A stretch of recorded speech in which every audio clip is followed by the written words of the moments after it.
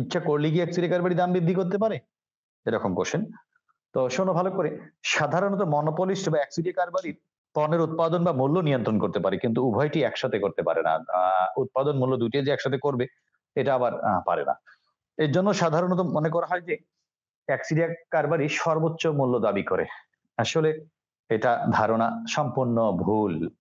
মনোপলিস্টের মূল লক্ষ্য হচ্ছে মুনাফা সর্বোচ্চ করা। মনোপলিস্ট বা অ্যাকচুয়ালি কারবারির মূল লক্ষ্য কি? মুনাফা সর্বোচ্চ করা। এখন দাম বেশি করে নির্ধারণ করতে গিয়ে বিক্রি এতটাই কম হলো, তার খরচে উঠলো না, ক্ষতি হইলো, বা মুনাফা কমে গেল, বা আয় ব্যয় সমান হলো, এটা করবে না সে। দাম বাড়াবে, এমন পর্যায়ে বাড়াবে যেখানে তার মুনাফাটা সর্বোচ্চ হবে। কি বিক্রি হইলো, কতটুকু বা দাম কত ধরলাম, সেটার থেকে মুনাফা সর্বোচ্চ যেখানে হবে, যে স্তরে, সেই দামটাই সে নির্ধারণ করবে। মনোপলিস্টের মূল লক্ষ্য হচ্ছে মুনাফা সর্বোচ্চ করা বা সর্বোচ্চ মুনাফা অর্জন করা। এই উদ্দেশ্যের সাথে সঙ্গতি রেখে সে পণ্যের মূল্য নির্ধারণ করবে, আর এই মূল্যই তার কাছে কাম্য হতে পারে। এর বেশি মূল্য বা কম মূল্য তা সে গ্রহণ করবে না, বা ওই দাম কাম্য মূল্যের কম বা বেশি মূল্য সে নির্ধারণ করবে না। যে মূল্যে তার মুনাফা সর্বোচ্চ হবে সে সেই মূল্যটাই নির্ধারণ করবে। তো খেয়াল করো সবাই,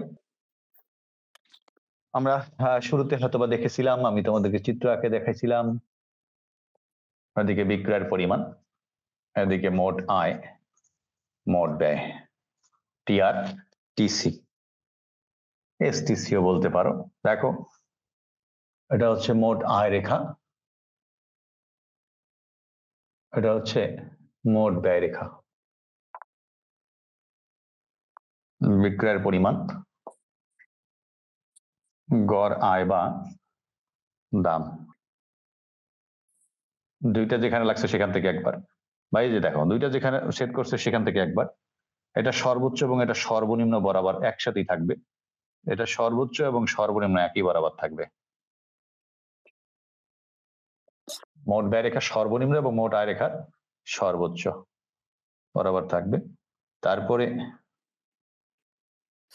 রাগ থেকে একবার, আবার দুইটা যেখানে লাগছে সেখান থেকে একবার, তার আগ থেকে একবার। অ্যাকচুয়ালি কারবারি, দেখো এটা হলো গড় আয় রেখা বা দাম রেখা, আমরা জানি। এটা আবার এমন হলো কেন?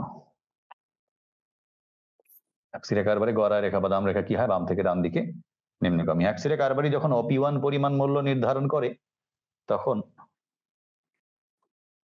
অ্যাকচুয়ালি কারবারি যখন OP1 পরিমাণ দাম নির্ধারণ করে, তখন বিক্রি হয় OQ1 পরিমাণ। আর এই OQ1 পরিমাণ উৎপাদন করতে গিয়ে, এই OQ1 পরিমাণ উৎপাদন করতে গিয়ে ব্যয় রেখা অনুযায়ী তার ব্যয় হয় এতটুকু, যে ব্যয় রেখা অনুযায়ী ব্যয় হয় এতটুকু, আয় রেখা অনুযায়ী আয়ও হয় এতটুকু। আয় এবং ব্যয় দুটি পরস্পর সমান। মোট আয় যতটুকু মোট ব্যয় ততটুকু, অর্থাৎ মুনাফা কি শূন্য বাড়ায়।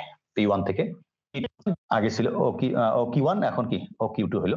তার বিক্রয়ের পরিমাণ কিছুটা কমলো, ঠিক আছে, দাম বাড়লো, বিক্রয় পরিমাণ কমলো, কিন্তু এই OQ2 পরিমাণ উৎপাদন করতে ব্যয় রেখা অনুযায়ী ব্যয় হয় এতটুকু।